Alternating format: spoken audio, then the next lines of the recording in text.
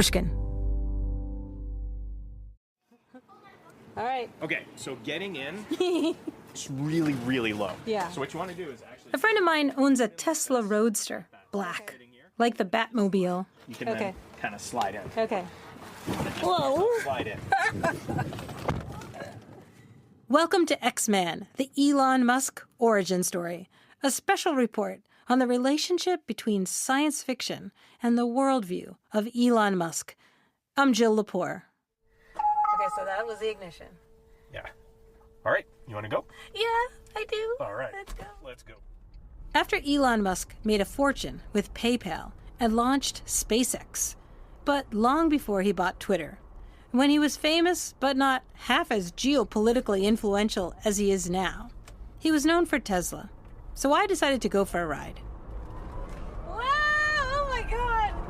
That's cool. A century ago, in the early days of the automobile, petrol-powered cars won the battle against electric cars. In 1996, a few years before Tesla got started, GM developed an electric car called the EV1. California had just adopted a new zero-emissions law. But then, after California revised that law, GM seized its fleet of EVs. All of them. Grieving owners held funerals for their cars.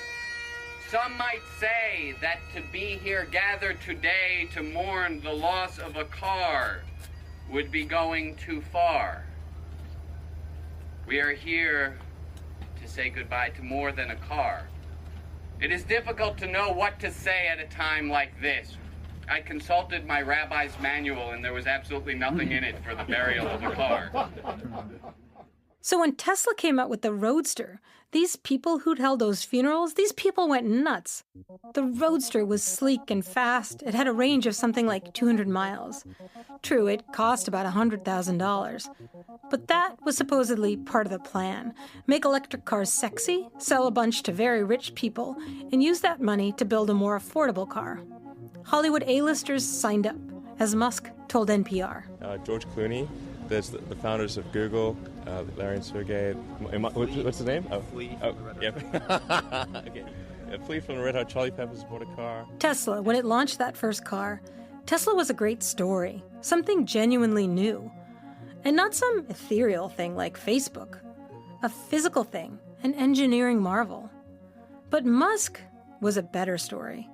Young, handsome, dashing. Thomas Edison meets Henry Ford meets Elvis Presley. He'd already disrupted banking and aerospace, now the automobile industry. He wasn't just selling cars to celebrities. He had become one. Or he was becoming something more. Here's how he talked about himself then. What I'm good at is, well, I think I'm good at inventing solutions to problems. Things seem fairly obvious to me that are clearly not obvious to most people. So, and I'm not really trying to do it or anything. I just seem like, I don't know, I can see the truth of things, and others seem less able to do so. You can hear it just there, in the messianic language.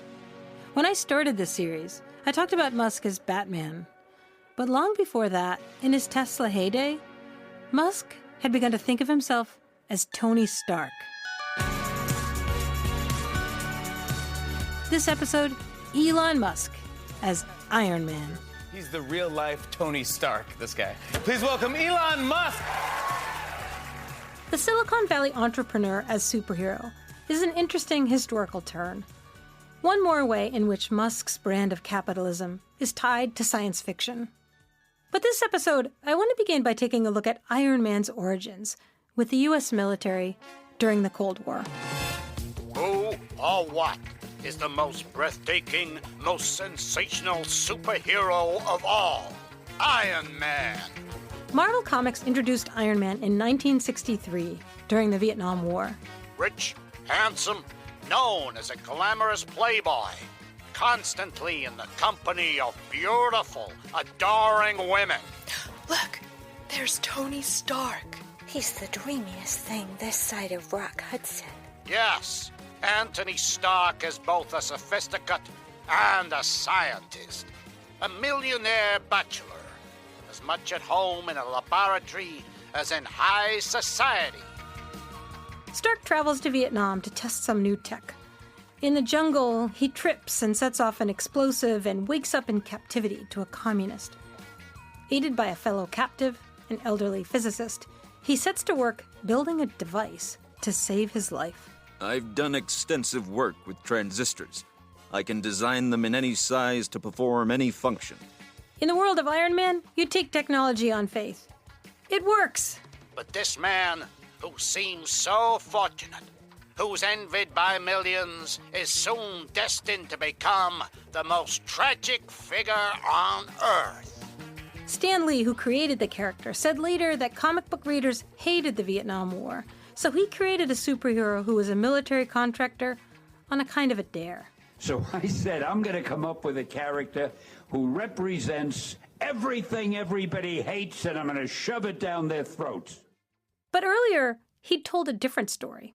In 1963, Lee said, most Americans thought that what was going on between North and South Vietnam was a pretty straightforward good versus evil story, and would have thought of Tony Stark as the good guy here.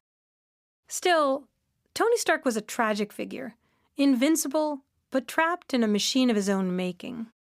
In 2008, Marvel reimagined that tragedy when it brought out what would become some of the highest-grossing Marvel superhero movies of all time, the Iron Man franchise, produced by Paramount and starring Robert Downey Jr. Tony Stark. Visionary. Genius. American patriot. Even from an early age, the son of legendary weapons developer Howard Stark quickly stole the spotlight with his brilliant and unique mind. Today, Tony Stark has changed the face of the weapons industry by ensuring freedom and protecting America and her interests around the globe. The Iron Man films were written by a guy named Jon Favreau. While Favreau was developing the character of Tony Stark, he met with Elon Musk. At age 4, he built his first circuit board. At age 6, his first engine. And at 17, he graduated summa cum laude from MIT.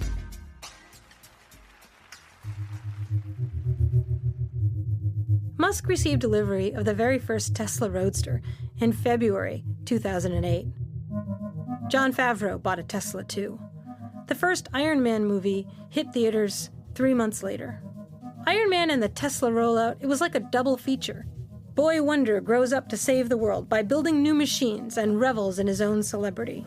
Is it cool if I take a picture with you? Yes, it's very cool. This too seems to come from Musk's backstory. Back in 1999, after Musk made his first millions from X.com and PayPal, he was already keen to become a celebrity. Well, I'd like to be on the cover of Rolling Stone. That'd be cool. After Iron Man came out, Musk was on the cover of Rolling Stone. The headline read, Elon Musk, a.k.a. Tony Stark, wants to save the world. Musk and Stark even look alike. Black jeans, black t-shirt, maybe a blazer, same haircut, a little stubble. In the movie reboot, Stark Industries is manufacturing weapons to be used not fighting communists in Vietnam, but fighting terrorists in Afghanistan. Tony Stark is super flashy. Tell you what, throw a little hot rod red in there. Yes, that should help you keep a low profile. If Elon Musk influenced Tony Stark, pretty soon, Tony Stark seems to have begun to influence Elon Musk. Before Iron Man, Musk in interviews was modest. The things that worry me are we going to make a mistake? Our own foolishness, our own errors can hurt us. There's a reason why there's an idiomatic expression about rocket science being hard. It really is really hard. If you're not a Musketeer, if you've always scratched your head at what people could possibly find appealing about Elon Musk, listen to some of these early interviews. He's a smart, fascinating person with interesting, if grandiose, ideas. Well, I think what I'd like to do is help solve some important problems. So I think in a small way, I helped build the internet, and then with respect to the global warming problem, the transition away from oil and other hydrocarbons to something which is clean and sustainable, I hope to have an impact there. And then with respect to space, I hope to have an impact in helping make humanity a multi-planet species. But after Iron Man, Elon Musk seemed to become more like Tony Stark, flashier, brasher. In 2010, in the second Iron Man movie, he had a cameo as himself. Mr. Musk, how are you? Elon, those Merlin engines are fantastic. Oh, thank you. Yeah, good idea for an electric jet. You do? Yeah. Then we'll make it work. Elon Musk became a character in the Marvel Universe and on the celebrity circuit. It seems sometimes as if Musk was resisting this role, for instance, in an appearance on The Colbert Report on Comedy Central. People have called you the real Tony Stark. You're trying to do good things and you're a billionaire. I mean, yeah, that seems a little bit like either superhero or supervillain. You have to choose one. I'm trying to do useful things. After a while, though, he settled into the role. Okay, I am Iron Man. But eventually you can transform Mars into an Earth-like planet. How would you do that? You'd warm it up. Drop thermonuclear weapons over the poles. You're a supervillain.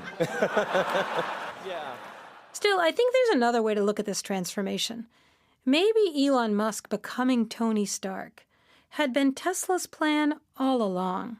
Science fiction as a business strategy. You have to drive it. I'm not really a car person. I'm more of a bicycle person. That's down. Yep, just push foot on the brake and push D. Okay. But when I went for a ride in my friend's Roadster, I'll admit I was super excited to take a turn at the wheel. So low, it Yeah. literally feels like you're on a It is roller coaster track. Yeah. Well, did you ride go-karts as a kid? Yes, It's like riding a go-kart. It's a high-end go-kart. Yeah. I think it's a good way to Like think a of really, it. really fun go-kart. Yeah. Driving the Roadster was a blast, but I wanted to learn more about Tesla's history. So I called up Ed Niedermeyer, a longtime auto industry analyst and author of Ludicrous, the unvarnished story of Tesla Motors. I think a lot of the very earliest investment in Tesla was not really an investment in Tesla. It was an investment in Elon Musk. Musk didn't start the company. The earliest news stories about Tesla didn't even mention him, or else they talked about him only as an early investor. Musk seems to have set about making sure stories about Tesla were stories about him.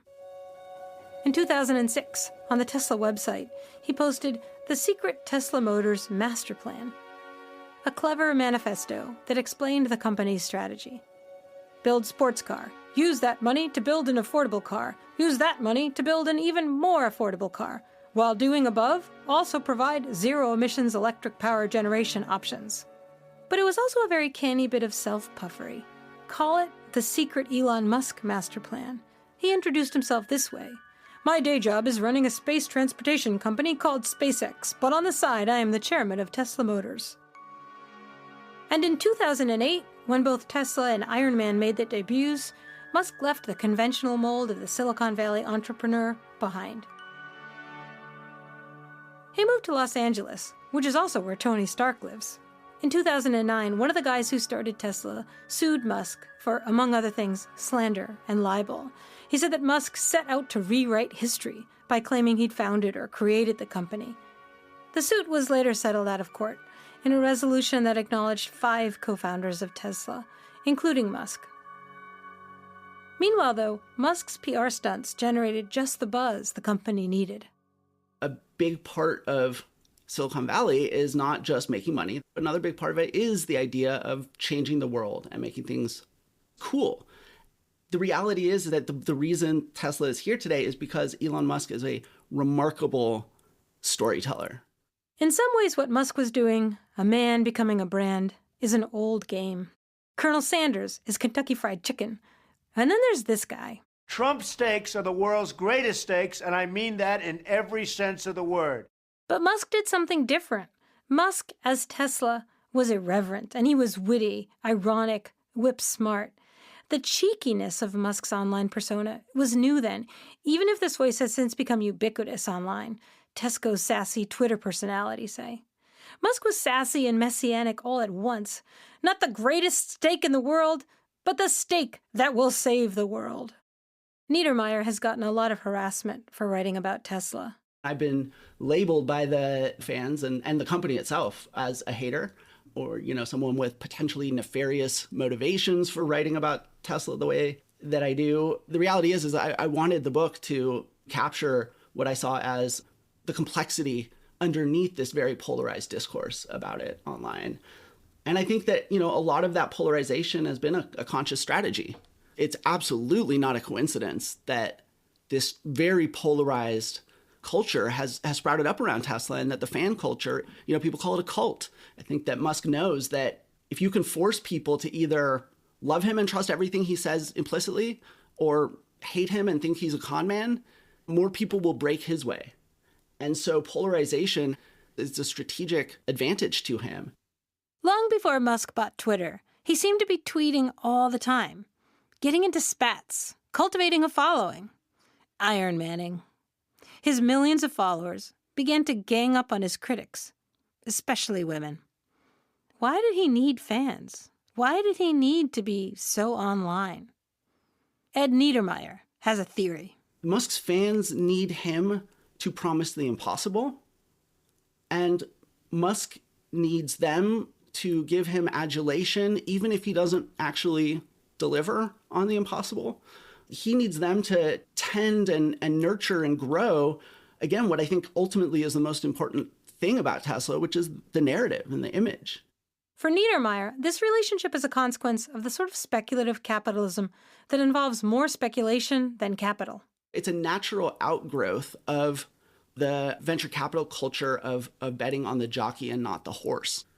For a venture capital investor, you don't always have to build a really sustainably profitable business. What you have to do is make sure that at some point down the road, you can pass your investment off to someone who thinks it's worth a lot of money. Tesla almost went bankrupt in 2008, the year Iron Man came out. In 2009, it received a $465 million loan from the U.S. government. It raised $226 million at its IPO in 2010, and in 2013 paid back its government loan 10 years early. In 2020, it had its first profitable year. And those profits have continued. But despite the company's incredible success, in 2024, profits seemed to have slumped. There are no guarantees in the auto industry. And for Niedermeyer, the story of Tesla, which is one of engineering virtuosity and against-the-odds success, is also a story of precarity for Tesla and for Musk. His position has always been incredibly precarious, and it's because fundamentally, a lot of why he's there is it's not just the narrative, but also it's his risk tolerance. He's an incredibly risk-tolerant person, and you can look at a lot of different decisions the company's made and see that. And, with risk comes reward, but risk is also risky. As far as risk goes, the striking thing about Tesla to me was how, for a long time, Musk described it as a company out to save the planet from existential risk. Buy a Tesla, avert human extinction. In 2021, on Earth Day, President Biden was at the White House chairing a summit on how to avert climate disaster, while Elon Musk was at the launch of a SpaceX rocket carrying NASA astronauts to the International Space Station. The astronauts drove to the launch site in Teslas. They each had their own SUV with license plates that read, "Reduce, recycle, and reuse." A key story for Musk as a brand for years was that he was saving the planet by fighting climate change. But was he? Elon Musk is a really difficult one to parse. He's been very open in saying that colonizing space is a sort of a survival strategy, which I think is a thought that has a weird amount of currency out there in the world. And when you think about it, in my view, just makes no sense whatsoever. Elizabeth Colbert is a New Yorker staff writer who won a Pulitzer Prize for her book, The Sixth Extinction. There are a lot of these tech billionaires who are interested in space, obviously, as you know, and who also see it as a big business. And it's hard to pull that apart, too, how much of this space exploration hype, I'm going to call it, is on behalf of potentially very profitable businesses, and how much of it is really this kind of sci-fi escape from Earth fantasy. I really don't know. So then why do you call it hype? Well, Elon Musk is constantly telling us, when we're going to colonize Mars. But if you ask any person seriously involved in space exploration, are we colonizing Mars the way Elon Musk is constantly proclaiming that we will, and within a very short time frame, they will say absolutely not. There's absolutely no way that's happening. Mm-hmm. So then there's this other line of thought that I confess myself totally perplexed by, which comes from the people who talk about human extinction scenarios, and their calculation is, sure, there's suffering here on Earth, but if we don't go to other planets, then humans will become extinct when our planet dies. And so against your global suffering of people enduring poverty and disease, we count the untold numbers of our human descendants whose human potential will be lost if we don't go. Like, it's almost a kind of extraterrestrial economics. Have you encountered that existential risk argument? Every species that we have in the fossil record eventually does go extinct. I'm not really predicting, human extinction here, but if you look at the record, it's pretty much 100%, over time. So the idea that humans, Homo sapiens, are going to be around for the end of planet Earth as a habitable planet, that's so crazily at odds with, as I say, what we know about the history of life. So embedded in that is this notion of humans as completely separate, completely divorced from evolutionary history and facing this shining future on other planets. And that is a really interesting idea. It's not one that I find very plausible. I'd called Colbert to ask her about Tesla, but we ended up talking a lot about SpaceX, since it can be difficult to pull these two visions of the future apart. What struck me most, talking with Colbert, were her observations about the internal contradictions of Muskism. In 2021, Musk announced that Tesla would accept Bitcoin from people to pay for their Teslas, and that Tesla itself had purchased $1.5 billion worth of Bitcoin. The price of Bitcoin jumped. Musk has been an incredibly avid proponent of cryptocurrencies. Bitcoin is a terribly energy-intensive cryptocurrency. Bitcoin mining nowadays is using up roughly 130 terawatt hours of electricity per year, and that's roughly the energy consumption of a country like Sweden. So the internal inconsistencies here, I think, prevent him from being a particularly good spokesman for environmental causes. In 2021, Colbert published a piece in The New Yorker about Tesla's Bitcoin polluting. Days after it was published, Musk announced that he'd changed his mind. You could no longer buy a Tesla with Bitcoin. Still, a lot of commentators pointed out that there really was no excuse for Musk's decision to accept Bitcoin in the first place. How could he not have known that Bitcoin is mostly mined in China and mostly on servers fueled by coal? A writer for the Washington Post, pointing out how well known it is that Bitcoin is practically designed to waste power, asked, had Musk been on a multi-year news fast? In any case, the essential tenet of Muskism remains. Every problem can be solved with technology. It's the reigning philosophy of Iron Man, too. The motto of Stark Industries. Everything is achievable through technology. Better living, robust health. Everything can also be wrecked through technology. Elizabeth Colbert's book, Under a White Sky, asks whether we have engineered ourselves so deeply into so many problems, especially climate change, that at this point the only way forward is to try to engineer ourselves out of them. Stopping carbon emissions is essential, but it's not going to be enough. Maybe we need to invent machines that can eat carbon.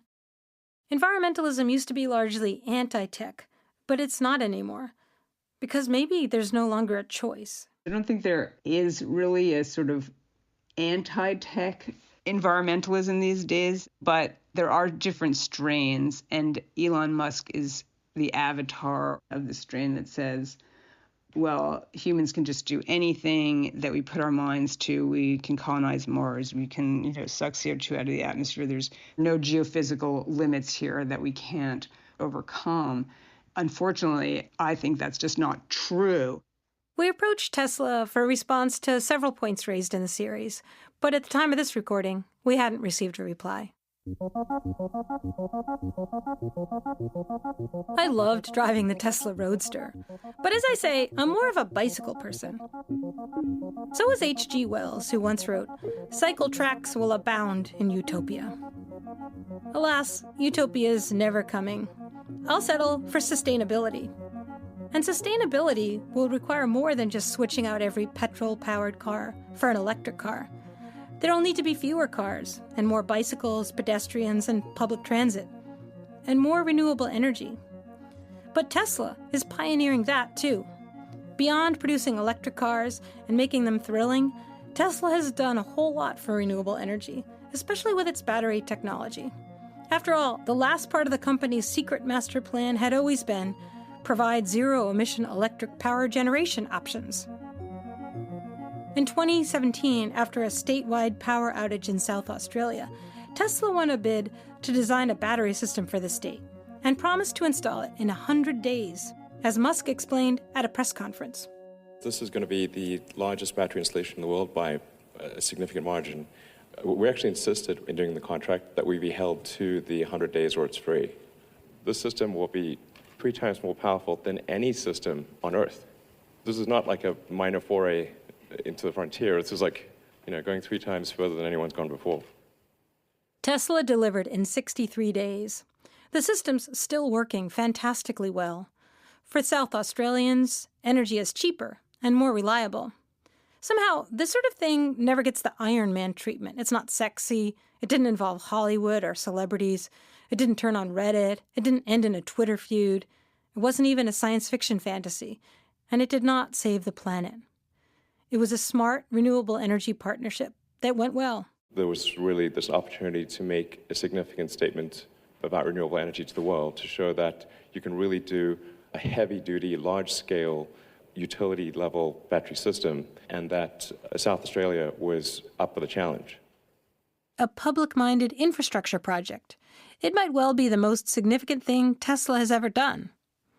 It is not, however, what Elon Musk will be remembered for, because he pretty soon stopped talking about climate change as humanity's greatest existential threat. Global warming risk is overblown, he posted on Twitter in 2023. We don't need to rush to solve climate change, he told Trump at the end of 2024. The less Musk talked about renewable energy, the more he talked about politics, and especially about money. Next time on X-Man, Bitcoin and Dogecoin and Doge, the Department of Government Efficiency, Muskism, under the newly re-elected Donald Trump.